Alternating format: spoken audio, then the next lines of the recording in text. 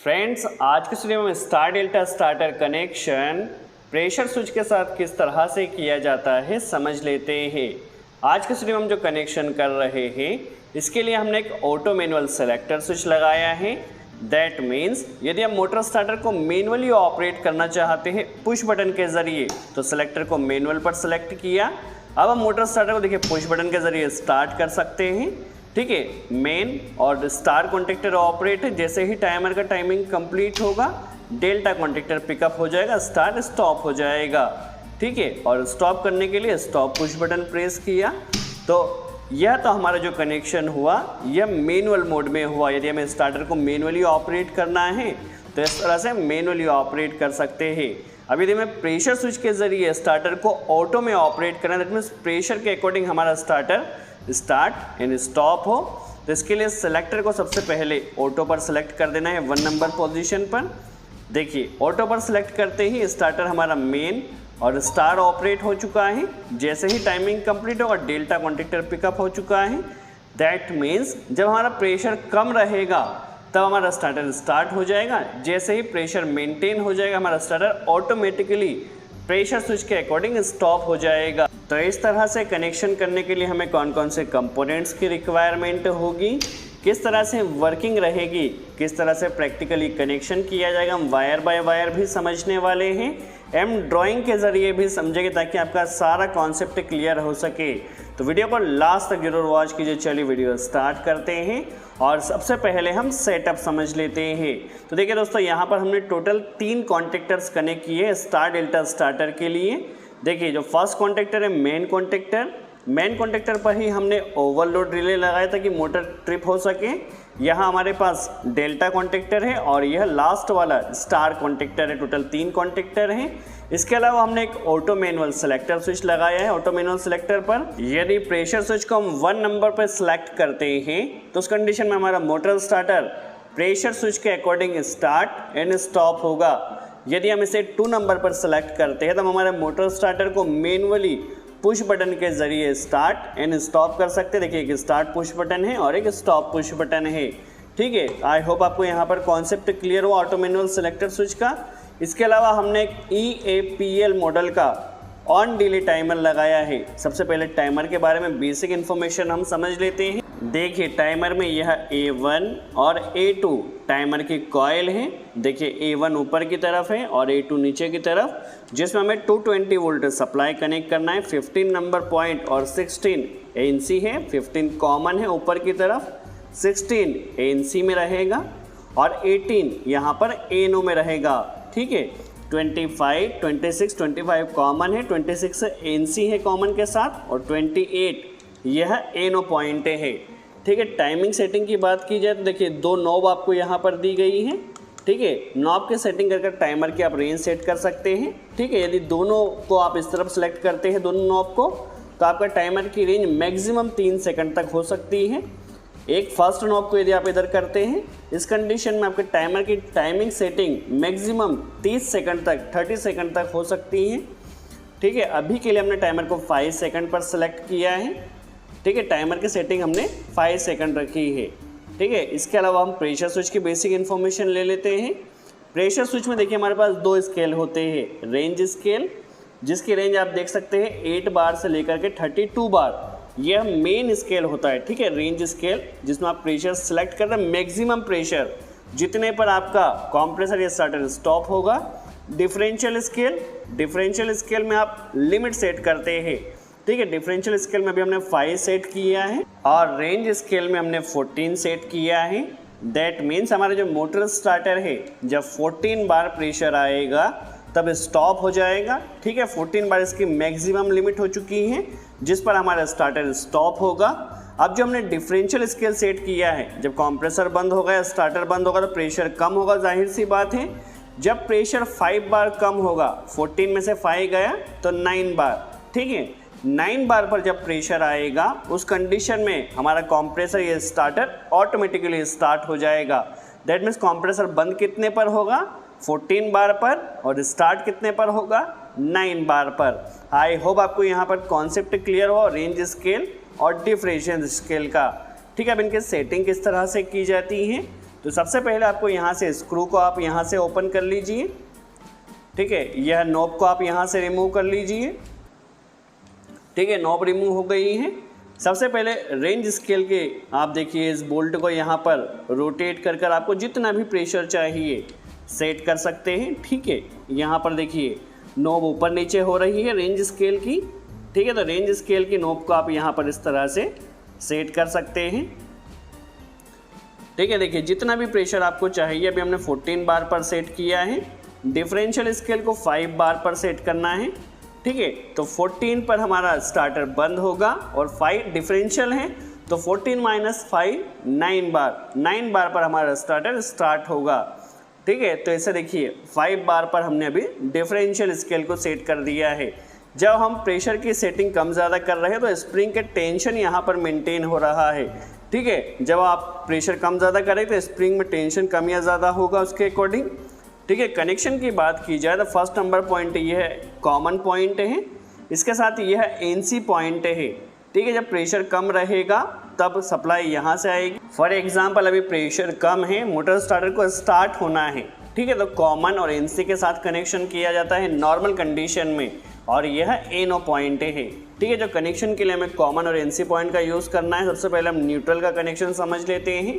तो न्यूट्रल हमें कॉन्टेक्टर और टाइमर, यह A2 कॉइल है और यह A1, ठीक है। तो हमें A2 कॉइल में न्यूट्रल डायरेक्ट सबसे पहले कॉन्टेक्टर टाइमर में कनेक्ट कर देना है। तो देखिए हमने main contactor, delta contactor, star contactor और टाइमर सभी में अभी न्यूट्रल डायरेक्ट कनेक्ट कर दिया है। अब लाइन के लिए कंट्रोल वायरिंग किस तरह से की जाएगी समझ लेते हैं। सबसे पहले ड्राइंग में बात की जाए तो लाइन आएगी ओवरलोड रिले के एनसी पॉइंट में, ठीक है, ताकि मोटर ओवरलोड होने पर ट्रिप हो सके। यहाँ से आएगी ऑटो मैनुअल सेलेक्टर स्विच के कॉमन पॉइंट पर। पहले हम इतना कनेक्शन कर लेते हैं। सबसे पहले देखिए लाइन वायर आया है ओवरलोड रिले के 95 नंबर पॉइंट पर, जो कि कॉमन पॉइंट है ओवरलोड रिले का। 95 और 96 एनसी में रहते हैं। सिलेक्टर स्विच में 1 नंबर पॉइंट कॉमन पॉइंट है, ठीक है। 1 नंबर पॉइंट कॉमन है। 1 नंबर पोजीशन यदि हम सेलेक्ट करते हैं तो सप्लाई A1 से निकलेगी। 2 नंबर पॉइंट यदि सेलेक्ट करते हैं सप्लाई A2 से निकलेगी।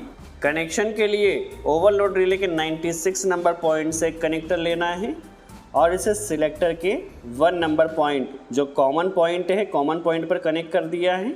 जब सेलेक्टर 1 पर रहेगा तो ऑटो में वर्क करेगा। अभी के लिए हम मैनुअल कनेक्शन पहले समझ लेते हैं 2 नंबर पोजीशन के लिए, जिसमें हम पुश बटन के ज़रिए स्टार्ट स्टॉप कर सकते हैं। तो 2 नंबर से A2 से हमने एक कनेक्टर लिया है और इसे स्टॉप पुश बटन में कनेक्ट कर देना है। स्टॉप पुश बटन में NC एलिमेंट लगाया है, ठीक है। देखिए अभी हम मैनुअल कनेक्शन पहले समझ रहे हैं, फिर ऑटो की वर्किंग एंड कनेक्शन किस तरह से होगा समझेंगे, ठीक है। NC का आउटपुट जाएगा एनो पुश बटन में, ठीक है। एनो पुश बटन जो कि स्टार्ट पुश बटन है। स्टार्ट पुश बटन को प्रेस करने पर K1 कॉन्टेक्टर, मेन कॉन्टेक्टर हमारा ऑपरेट होगा, ठीक है। पहले हम इतना कनेक्शन कर लेते हैं। एनो पुश बटन का आउटपुट जाएगा K1 कॉन्टेक्टर में। तो NC का आउटपुट आया हमारे पास स्टार्ट पुश बटन के एनो एलिमेंट में। एनो एलिमेंट का आउटपुट जाएगा हमारे पास मेन कॉन्टेक्टर की कॉइल में, ठीक है। न्यूट्रल हमने डायरेक्ट कनेक्ट किया था और जो लाइन है उसे पुश बटन के थ्रू दिया है। अभी के लिए हमारा कनेक्शन मैनुअल हुआ है। चलिए पहले हम इतनी वर्किंग समझ लेते हैं किस तरह से वर्क कर रहा है, ठीक है। जितनी देर के लिए पुश बटन प्रेस करेंगे, ठीक है, पुश बटन प्रेस करने पर हमारा कॉन्टेक्टर मैनुअली ऑपरेट होगा, ठीक है। तो मैनुअली कनेक्शन हमारा हो चुका है। अभी इसे हमें परमानेंट ऑपरेट करने के लिए होल्डिंग देना हो, तो होल्डिंग या तो हम NC के आउटपुट से दे सकते हैं या एनो के इनपुट से। तो एनो के इनपुट से होल्डिंग लिया है और इसे कॉन्टेक्टर के एनो पॉइंट, K1 कॉन्टेक्टर के एनो पॉइंट से होता हुआ कॉन्टेक्टर की कॉइल में कनेक्ट करना है। किस तरह से वर्किंग रहेगी, ठीक है। देखिए अभी जैसे पुश बटन प्रेस किया कॉन्टेक्टर ऑपरेट हुआ, यहाँ से सप्लाई यहाँ पर आएगी एनो की और यहाँ से कॉइल में कनेक्ट कर दी जाएगी। तो सबसे पहले हम होल्डिंग सप्लाई कनेक्ट कर लेते हैं, ठीक है। इसे एनो पुश बटन के इनपुट में कनेक्ट किया है और इसे कॉन्टेक्टर के एनो पॉइंट में कनेक्ट किया है, ठीक है। जब पुश बटन प्रेस किया जाएगा कॉन्टेक्टर मैनुअली ऑपरेट होगा, तो एनो से सप्लाई यहाँ पर पास होगी और यहाँ से कॉन्टेक्टर की कॉइल में आ जाएगी, ठीक है। इससे हमारा कॉन्टेक्टर परमानेंटली होल्ड हो जाएगा। चलिए इतनी वर्किंग समझते हैं। पुश बटन प्रेस करते ही कॉन्टेक्टर हमारा होल्ड हो चुका है और स्टॉप पुश बटन के ज़रिए हम स्टार्टर को स्टॉप कर सकते हैं। तो अभी के लिए हमारा जस्ट ड्यूल स्टार्टर बनकर कंप्लीट हुआ है, इसी को मॉडिफाई करना है और स्टार डेल्टा स्टार्टर बनाना है। तो होल्डिंग सप्लाई को ही हमें लेना है, ठीक है। जो होल्डिंग सप्लाई आई है इसी को लेकर टाइमर से भी ऑपरेट कर देना है। दैट मीन्स जब हमारा मेन कॉन्टेक्टर ऑपरेट होगा तो मेन कॉन्टेक्टर के साथ ही टाइमर ने भी ऑपरेट होना चाहिए, ठीक है। तो मेन कॉन्टेक्टर की कॉइल से एक कनेक्टर लेना है हमें और इसे टाइमर में कनेक्ट कर देना है, टाइमर की कॉइल में, ठीक है। तो देखिए कॉइल से ही ये वायर हमारे पास यहाँ आया है, तो यहाँ से एक वायर लेकर इसे टाइमर की कॉइल A2 में कनेक्ट कर देना है, ठीक है। A2 में यहाँ आ गया है। दैट मीन्स जब हमारा मेन कॉन्टेक्टर ऑपरेट होगा, वर्किंग समझ लेते हैं, मेन कॉन्टेक्टर ऑपरेट, टाइमर भी ऑपरेट हो चुका है। टाइमर में इंडिकेशन देखिए यहाँ पर हल्का सा, देखिए टाइमर भी हमारा ऑपरेट हो चुका है। दैट मीन्स मेन कॉन्टेक्टर और टाइमर साथ में पिकअप हो रहे हैं, ठीक है। अब यदि आपको स्टार डेल्टा स्टार्टर की वर्किंग का कॉन्सेप्ट क्लियर है, दैट मीन्स जब हम स्टार्टर को स्टार्ट करते हैं तो मेन कॉन्टेक्टर और स्टार कॉन्टेक्टर एक साथ पिकअप होते हैं। टाइमर का टाइमिंग जब तक रहता है, जब तक स्टार कॉन्टेक्टर ऑन रहता है। इसी कॉन्सेप्ट से हम टाइमर का भी कनेक्शन समझ लेते हैं, ठीक है। कॉइल से एक लूपिंग हमें दे देना है टाइमर के कॉमन में, ठीक है। जितना टाइम टाइमर में सेट किया तब तक कॉमन की सप्लाई निकलेगी एनसी से, ठीक है। और देखिए यहीं से कॉमन में आ जाएगी। जितना टाइमिंग टाइमर में सेट किया गया है तब तक सप्लाई पास होगी एनसी से, ठीक है। पहला में स्टार कॉन्टेक्टर को ऑपरेट करना है तो टाइमर में एनसी से सप्लाई जाएगी और हमारे पास जो डेल्टा कॉन्टेक्टर है, ठीक है, डेल्टा कॉन्टेक्टर के एनसी से होता हुआ, ताकि एक टाइम पर एक ही कॉन्टेक्टर ऑपरेट रहे। चलिए क्या होगा और हमारा स्टार कॉन्टेक्टर ऑपरेट हो जाएगा। तो क्या है, टाइमर में जितना टाइम सेट है तब तक टाइमर के एनसी से सप्लाई निकलती है, जैसा कि हमें पता है। तो टाइमर के एनसी से एक वायर हमें लेना है, क्योंकि फॉर एग्जांपल हमने 5 सेकंड सेट किया था, 5 सेकंड तक कॉमन की सप्लाई एनसी से निकलेगी। तो एनसी से एक वायर लिया है, इसे डेल्टा कॉन्टेक्टर के एनसी पॉइंट पर कनेक्ट किया है इंटरलॉकिंग के लिए, ठीक है। डेल्टा कॉन्टेक्टर के एनसी का आउटपुट यह है और यहाँ से हमने स्टार कॉन्टेक्टर की कॉइल में सप्लाई कनेक्ट कर देना है, ठीक है। जितना टाइम टाइमर में सेट है तब तक एनसी से सप्लाई निकलेगी और स्टार कॉन्टेक्टर पिकअप रहेगा। जैसे ही टाइमर का टाइमिंग कंप्लीट होता है तो हमारा क्या होगा, स्टार कॉन्टेक्टर स्टॉप हो जाएगा और डेल्टा कॉन्टेक्टर पिकअप होना चाहिए। तो इसके लिए देखिए क्या है, टाइमर का टाइमिंग कंप्लीट होते ही एनो से सप्लाई निकलेगी, तो एनो से एक वायर हमें ले लेना है और इसे दे देना है टाइमर के एनो से। देखिए टाइमर का एनो यूज़ हुआ है और इसे स्टार कॉन्टेक्टर के एनसी से होते हुए इंटरलॉकिंग करना है। स्टार कॉन्टेक्टर के एनसी से होते हुए डेल्टा कॉन्टेक्टर को पिकअप करना है। तो देखिए सबसे पहले हम क्या कर रहे हैं, टाइमर के एनो पर एक वायर लिया है और इसे हमें कनेक्ट कर देना है जो स्टार कॉन्टेक्टर का एनसी वायर है, एनसी टर्मिनल है, क्योंकि जब स्टार कॉन्टेक्टर स्टॉप रहेगा तभी ये सप्लाई पास होगी और एनसी से होते हुए ये डेल्टा कॉन्टेक्टर को ऑपरेट करेगी, ठीक है। एनसी के आउटपुट से कनेक्टर कर डेल्टा कॉन्टेक्टर के कॉइल में सप्लाई कनेक्ट कर दिया है, ठीक है। तो हमारा अभी मैनुअल स्टार डेल्टा स्टार्टर बनकर कंप्लीट हो चुका है। स्टार पुश बटन को प्रेस किया, मेन और स्टार ऑपरेट हो चुका, टाइमिंग कंप्लीट होते ही स्टार स्टॉप और डेल्टा कॉन्टेक्टर पिकअप हो चुका है, ठीक है। यहाँ से हम स्टॉप कर सकते हैं। अब प्रेशर स्विच के साथ हमें कनेक्शन करना है ऑटो कनेक्शन। जैसा कि हमने आपको पहले ही बताया था, हमने सिलेक्टर के ऑटो से एक वायर लेना है 1 नंबर पॉइंट से और इसे प्रेशर स्विच का जो एनसी वायर है, प्रेशर स्विच का एनसी वायर, जब प्रेशर कम होगा तभी ये सप्लाई पास होगी, ठीक है। तो प्रेशर स्विच के एनसी से हमें एक वायर लेना है, जब प्रेशर कम होगा तब तक सप्लाई पास होती रहेगी, जैसे ही प्रेशर आ जाएगा सप्लाई यहाँ से कट ऑफ हो जाएगी। तो प्रेशर स्विच के एनसी का वायर आ जाएगा कॉन्टेक्टर के A1 की कॉइल में, जहाँ पर होल्डिंग सप्लाई ऑलरेडी आ रही है, ठीक है।